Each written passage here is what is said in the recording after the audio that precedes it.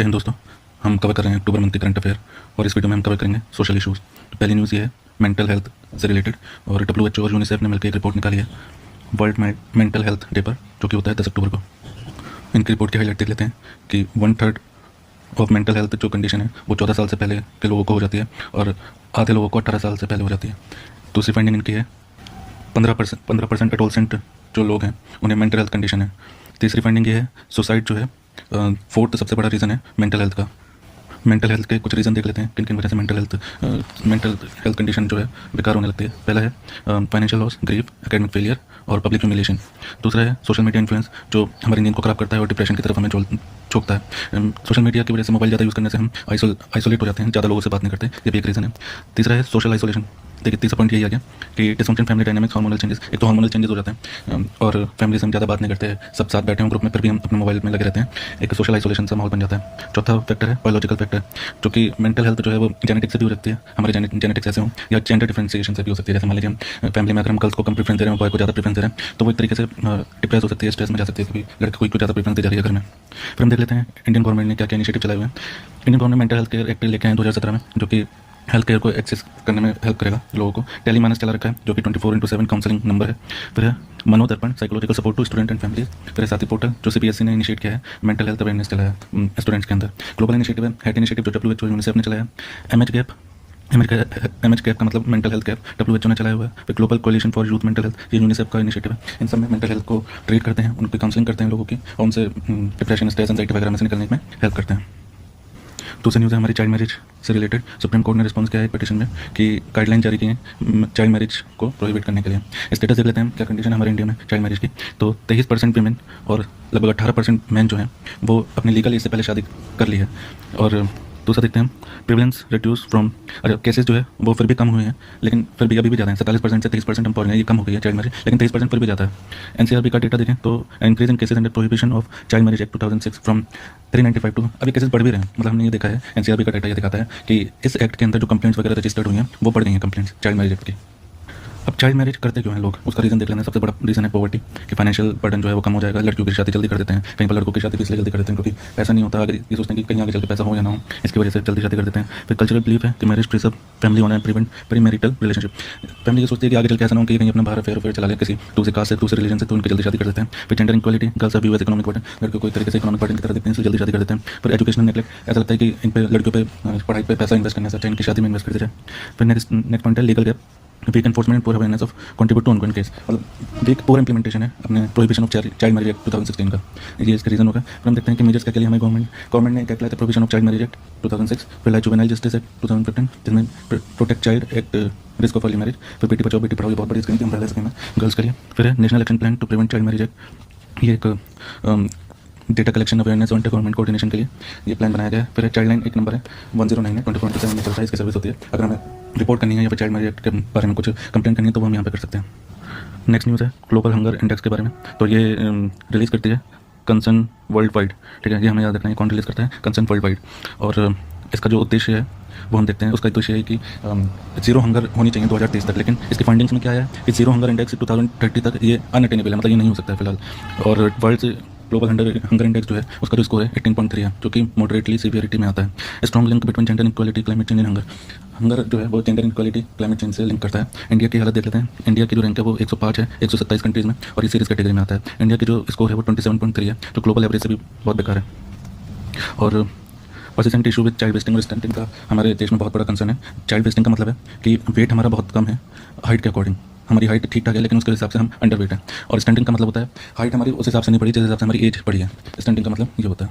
Reason देख लेते हैं किन किन वजह से हंगर क्राइसिस हो रही है, किस वजह से हम अटेन नहीं कर सकते 2030 तक अपना जीरो हंगर। तो इसका पहला रीज़न है कॉन्फ्लिक्ट, जगह बहुत ज़्यादा कॉन्फ्लिक्ट हो रहे हैं, लोग आपस में लड़ रहे हैं। दूसरा है क्लाइमेट चेंज, तीसरा है poor economic condition, social protection बहुत ज़्यादा बेकार है। तीसरा है डिस्प्लेसमेंट क्रिएटिंग फूड इनसिक्योरिटी, जैसे अभी रशिया यूक्रेन वॉर चल रहा है या फिर सीरिया में चल रहा है, इजराइल में चल रहा है, तो लोग डिस्प्लेस कर रहे हैं इधर से उधर, फूड इनसिक्योरिटी बढ़ रही है, लड़ाई हो रही है, क्लाइमेट चेंज हो रहा है। जैसे इंडोनेशिया ने अपनी कैपिटल चेंज की है तो उसे डर है कि क्लाइमेट चेंज की वजह से उनकी कैपिटल जो है वो टूट जाएगी, इसलिए उन्होंने संतरा करके एक जगह उसे अपनी नई कैपिटल बनाई है।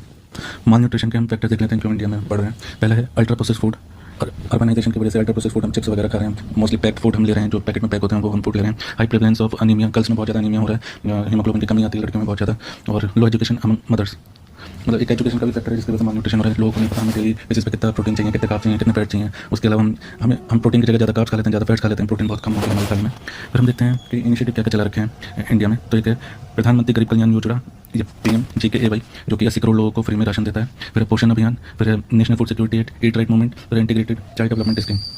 अब जीरो हंगर जो है सस्टेनेबल डेवलपमेंट गोल का सेकंड पॉइंट है, ये हमें याद रखना है कि SDG जो है, SDG सेकंड में जीरो हंगर आता है। इसे हम अपनी आंसर राइटिंग में मेंशन कर सकते हैं। फिर इनिशिएटिव है वर्ल्ड का कुछ कि वर्ल्ड फूड प्रोग्राम चला हुआ है, जीरो हंगर चैलेंज चला हुआ है, international declaration of organization efforts, ये कुछ इनिशिएटिव है वर्ल्ड लेवल पे। नेक्स्ट न्यूज़ है यूनियन हेल्थ मिनिस्ट्री ने एक डेटा निकाला है, और किस नाम से निकाला है, नेशनल हेल्थ अकाउंट के नाम से डेटा निकाला है, जो कि 2020-21 से 2021-22 का डेटा है। इसमें देखते हैं क्या क्या फाइंडिंग्स है कि टोटल हेल्थ एक्सपेंडिचर जो है वो बढ़ा है कि 3.83 ऑफ GDP फ्रॉम, मतलब 3.83 बढ़ गया है 3.31% से। पर कैपिटल एक्सपेंडिचर भी बढ़ा है, 6,000 तक बढ़ गया है 4,000 से। गवर्नमेंट एक्सपेंडिचर भी बढ़ा है जो कि 48% हो गया है 40% से। अगर हम आम लोगों की बात करें, आम लोगों ने हेल्थ पर खर्च करना कम कर दिया है, 87% कम हो गया है। जो खर्चा है, जो एक्सपेंडिचर है, लोग जो खर्चा करते हैं हेल्थ के ऊपर, उनका वो भी कम हो गया है। लोग अब उनका कम खर्चा होता है हेल्थ पे। Private health insurance expenditure increase, health insurance बढ़ गए हैं। External funding increase 1.1%। ये कुछ फाइंडिंग्स थी, की इंडिकेटर्स हैं। फिर नेक्स्ट न्यूज़ है हमारी डिजिटल हेल्थ के ऊपर। Ayushman Bharat digital mission complete 3 साल हो गए हैं आयुष्मान भारत के डिजिटल मिशन के। तो आयुष्मान भारत डिजिटल मिशन के बारे में पढ़ लेते हैं। Connect digital health solution across hospital से कनेक्ट करता है हमें। प्रोवाइड डिजिटल कंसल्टेशन प्रोवाइड करता है, और एक आप ID देता है जो कि 14 नंबर की, उसमें IT नंबर होता है, वो एक यूनिकली नंबर होता है जो उस ID पर लिखा होता है। Include electronic health record, telemedicine, AI and digital health technology, ये हमारे हेल्थ रिकॉर्ड्स रखने में हेल्प करता है। AI टेलीमेडिसिन, हम डॉक्टर से बात कर सकते हैं, मोबाइल पे ही अपनी परेशानी बता सकते हैं, और फिर वो हमें दवाइयाँ वगैरह भी दे सकता है। टेलीमेडिसिन का ही मतलब है। अब इससे हमें क्या हेल्प मिलेगी, ये हमारे डेटा जो है अवेलेबल होगा हमेशा। हेल्प मैनेज क्रॉनिक डिसीज को हेल्प करेगा पहचानने में। अगर मान लीजिए हम शुरू से ही अपना डेटा सारा हमारे पास है और वो डिजिटली अवेलेबल है, तो हम डॉक्टर ये देख सकते हैं पहले क्या क्या प्रॉब्लम थी, अब क्या प्रॉब्लम बढ़ गई, क्या उनकी प्रॉब्लम घटी है, बढ़ी है, इंक्रीज़ हुई है। तो उससे हम पता लगा सकते हैं हम किस हमारी बीमारी कहाँ तक किस हद तक बढ़ी है। तो ये सारी चीज़ें आयुष्मान भारत से हमें हेल्प मिलती है। नेक्स्ट न्यूज़ है हमारी world survey on role of women in development report. इस रिपोर्ट की कुछ फाइंडिंग्स देख लेते हैं कि 2 billion women and girls lack of social protection. ठीक है, सोशल प्रोटेक्शन नहीं मिल पा रही है 2 बिलियन वुमेन और गर्ल्स को। Over 63% of women give birth without maternity benefits, मतलब वुमेन को ना छुट्टी मिलती है, ना उन्हें प्रॉपर हेल्थ मेडिसिन वगैरह मिलती है, ना उन्हें प्रॉपर देखभाल मिलती है। 63% वर्ल्ड में ऐसी वुमेन है। और gender risk worsen by conflict, climate change और इकोनॉमिक शॉक्स, ये थोड़ा रिस्क, मतलब जेंडर रिस्क है क्योंकि जगह जगह पर लड़ाई हो रही है, क्लाइमेट चेंजेस हो रहे हैं, देखा जा रहा है कि बहुत ज़्यादा गर्मी बढ़ती चली जा रही है पूरे वर्ल्ड में, और कंट्रीज जो है थोड़ा उनकी इकोनॉमिक हालत थोड़ी स्लो डाउन हो गई है। बाकी देखते हैं इंडिया ने क्या क्या इनिशिएटिव चला रखे हैं। मनरेगा है जो गर्ल्स को जॉब प्रोवाइड कर रही है। PM मटरू वंदना योजना है, ये वुमेन को किस तरीके से हेल्थ की फैसिलिटी प्रोवाइड कर रहा है। PM उज्ज्वला योजना है जो कि हमें पता है कि LPG सिलेंडर की योजना देता है। नेक्स्ट इंपॉर्टेंट न्यूज़ है ई-माइग्रेट पोर्टल। ई-माइग्रेट पोर्टल है जो मिनिस्ट्री ऑफ एक्सटर्नल अफेयर ने लॉन्च किया है। ये ऑनलाइन प्लेटफॉर्म है इंडियन वर्कर्स के लिए जो बाहर अब्रॉड काम करते हैं उनके लिए। ये कुछ सर्विस हैं जो इस एप्लीकेशन में प्रोवाइड की गई हैं। 24/7 मल्टीलिंगुअल अलग अलग लैंग्वेज में इसमें सर्विसेज दी गई हैं। ये foreign employees recruitment agent insurance companies को एक जगह पर कनेक्ट करते हैं। Promote safe and legal migration, मतलब माइग्रेट अगर कोई कर रहा है, मान लो US से जा रहा है या सऊदी जा रहा है, कतर जा रहा है, तो वो इजीली माइग्रेट कर सकता है क्योंकि इसमें इंश्योरेंस कंपनी भी वहीं उसी एप्लीकेशन पर मौजूद है। रिक्रूटमेंट एजेंट है, फॉरेन एम्प्लॉयर्स हैं, तो वो आपको हायर कर सकते हैं आपकी क्वालिटी को देखकर। फिर है PMJSSV। ये PMJSSV देखते हैं, इसका फुल फॉर्म क्या है, young achievers scholarship award scheme for vibrant India. एक स्कॉलरशिप स्कीम है और इसमें जो है अदर बैकवर्ड क्लासेस को, इकोनॉमिकली बैकवर्ड क्लासेस और डिनोटिफाइड ट्राइब्स को स्कॉलरशिप दी जाती है। इस स्कीम को doctor Ambedkar post matric scholarship के अंदर सब्सिट्यूट कर दी गई है। नेक्स्ट न्यूज़ है supply of fortified rice across welfare scheme until 2028, 2028 तक फोर्टिफाइड राइस देने की ये स्कीम है।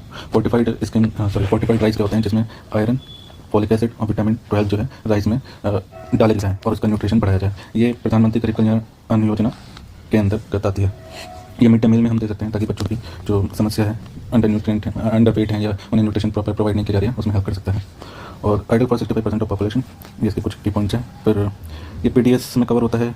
PM पोषण, मिड डे मील कोई वगैरह में ये हमें प्रोवाइड कराते हैं। अलग अलग प्रोग्राम्स में से हम दे सकते हैं और ये 100% सेंट्रली फंडेड स्कीम है। लगभग 81-82 करोड़ लोगों को ये प्रोवाइड करा रहे हैं। तो ये थी आज की सोशल इशूज से रिलेटेड न्यूज़। Thank you.